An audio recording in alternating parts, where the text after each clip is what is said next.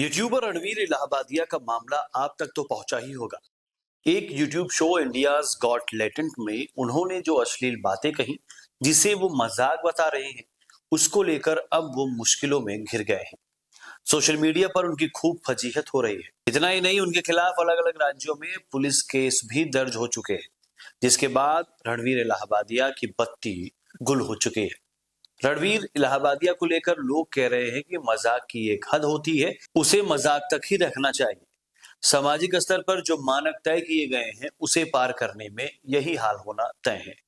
वहीं अलग अलग राज्यों में केस दर्ज होने के बाद रणवीर इलाहाबादिया राहत की तलाश में देश की सर्वोच्च अदालत में गुहार लगाने पहुंच गए थे।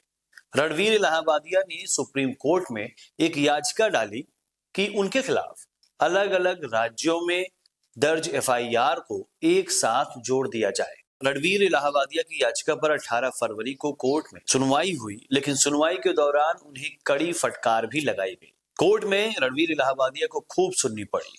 उनके एफआईआर को एक साथ जोड़ने वाली याचिका की सुनवाई करते हुए सुप्रीम कोर्ट ने कहा कि आखिर मजाक के नाम पर जो बातें कही गई वो अश्लीलता नहीं है तो क्या है। अदालत ने सवाल किया कि हमें आपके खिलाफ एफआईआर को क्यों रद्द या एक साथ जोड़ना चाहिए। अदालत ने कहा कि अभिव्यक्ति की आजादी के नाम पर किसी को भी समाज के मानदंडों के खिलाफ कुछ भी बोलने का लाइसेंस नहीं मिल जाता है। मशहूर होने का यह मतलब थोड़ी होता है कि आप कुछ भी बोल दें, कुछ भी टिप्पणी कर दें। आप मजाक के नाम पर लोगों के माता पिता की बेइज्जती कर रहे हैं।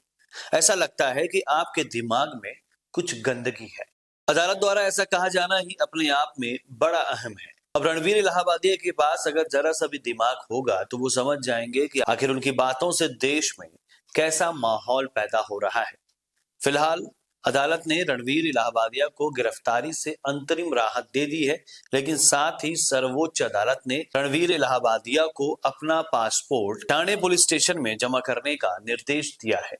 कोर्ट ने यह भी कहा है कि रणवीर इलाहाबादिया बिना अदालत की पूर्व अनुमति के देश नहीं छोड़ेंगे। इतना ही नहीं, जस्टिस सूर्यकांत और जस्टिस एन कोटेश्वर सिंह की पीठ ने इंडिया गॉट टैलेंट शो करने पर भी पाबंदी लगा दी है।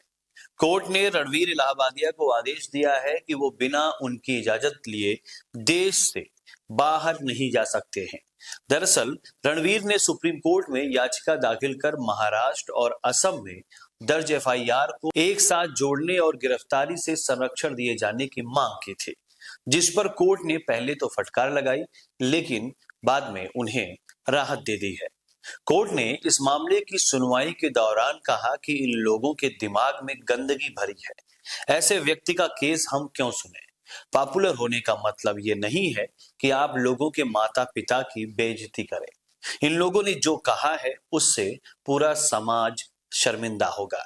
वहीं रणवीर इलाहाबादिया का सुप्रीम कोर्ट में पक्ष रख रहे वकील अभिनव चंद्रचूड़ ने कहा कि यूट्यूबर को जान से मारने की धमकियां मिल रही हैं।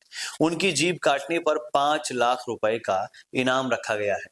इस पर कोर्ट ने वकील को टोकते हुए कहा, क्या आप उनके द्वारा इस्तेमाल की गई भाषा को डिफेंड कर रहे हैं। इस पर सफाई देते हुए रणवीर के वकील ने कहा कि वो भी इन शब्दों से निजी तौर पर आहत हैं, लेकिन क्या बात इतनी बड़ी है कि उन पर आपराधिक मुकदमा चलाया जाए। इस मामले की सुनवाई के दौरान जस्टिस सूर्यकांत ने फटकारते हुए पूछा, ऐसे बयान इस देश में क्या अश्लीलता नहीं है। आप किस भाषा का इस्तेमाल कर रहे हैं। आपको हर तरह की बातें करने की छूट कैसे मिल गई है। जस्टिस सूर्यकांत ने कहा कि आपने जो शब्द चुने हैं उनसे माता पिता शर्मिंदा होंगे, बहनें शर्मिंदा होंगी, पूरा समाज शर्मिंदा होगा। विकृत मानसिकता है ये। आपने और आपके लोगों ने विकृति दिखाई है। हमारे पास न्याय व्यवस्था है जो कानून से चलती है। अगर आपको धमकियां मिली हैं तो कानून अपना काम करेगा। वकील अभिनव चंद्रचूड़ ने कहा कि रणवीर की मां डॉक्टर हैं, लेकिन लोग उनके क्लिनिक पर पहुंचकर गालियां बक रहे हैं। कोर्ट ने कहा कि ये शर्मनाक है, लेकिन आपने भी तो माता पिता के बारे में शर्मनाक बोला है। आपको अपने माता पिता के बारे में चिंता है और दूसरों के नहीं। फिलहाल डांट फटकार के बावजूद कोर्ट ने रणवीर को गिरफ्तारी से सशर्त राहत दे दी है। रणवीर की याचिका पर सुप्रीम कोर्ट ने नोटिस जारी किया है। कोर्ट ने कहा कि रणवीर को जब भी पूछताछ के लिए बुलाया जाएगा, उन्हें जांच में शामिल होना होगा। रणवीर के खिलाफ अब इस आरोप पर कोई एफआईआर दर्ज नहीं हो सकेगी। इस मामले में आपकी क्या राय है? अपनी राय हमें कमेंट बॉक्स में दीजिए। बाकी खबरों के लिए देखते रहिए टीवी द्वापरा। नमस्कार।